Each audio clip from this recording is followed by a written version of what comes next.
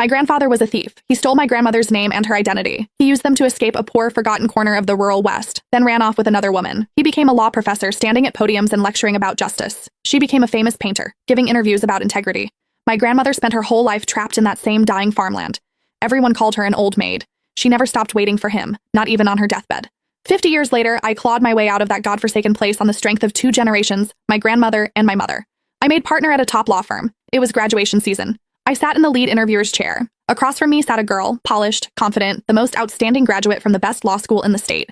I opened her resume and flipped through it page by page. Then I stopped at the family information section. I stared at that name for a very long time. I looked up at her and said quietly, "You didn't get the job." The girl's smile froze on her face. "Excuse me?" I closed her file and repeated, more loudly this time, "You didn't get the job." The other interviewers exchanged glances. The partner on my left leaned in and dropped his voice to a whisper. "Ms. Smith, she's only 22, national mock trial champion, 6 published papers in top journals. She's a star. Please reconsider," he whispered, but the room was too quiet. She heard. She straightened up. "I've made my decision," I said, pushing the file aside. "Isabel Harrington, you didn't pass this interview. Please leave." Everyone stopped breathing. Her composure finally cracked. She slammed both hands on the table and stood up. "What do you mean?" I didn't answer. I just looked at her face. Her eyes, her nose, the line of her jaw. All painfully similar to an old photograph I had stared at for years. My hands clenched. Her brow furrowed in anger.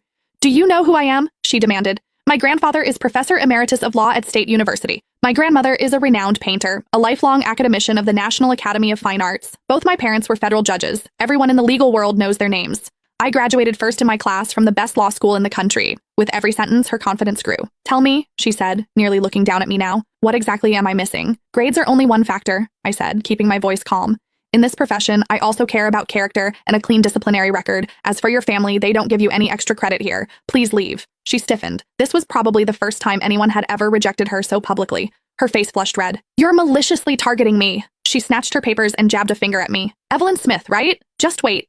One word from my grandfather, and you'll never work in this industry again." She stormed out, shooting me a venomous look before slamming the door. "Miss Smith," the other interviewer started. I raised a hand. "Next candidate." The remaining 3 were excellent. Back in my office, I had just set down their files when the senior partner David Johnson burst in. "Evelyn, are you insane? Why did you cut Isabel Harrington? Do you know who her family is? Her grandfather is Emeritus Professor of Law at State University and a longtime partner of this firm. Turning his granddaughter away has consequences." He spoke faster than usual. "Post the offer immediately. Now." "Too late." I gave him a mocking look. "I've already returned her file." His face went blank. Then his phone rang. One glance at the caller ID changed his expression. He walked out without another word, throwing me a look that said, "You have just started a war." I wasn't afraid. I had waited too long for this day. I finished reviewing the other candidates' files. The door opened. David Johnson walked back in, slightly hunched, escorting an elderly woman.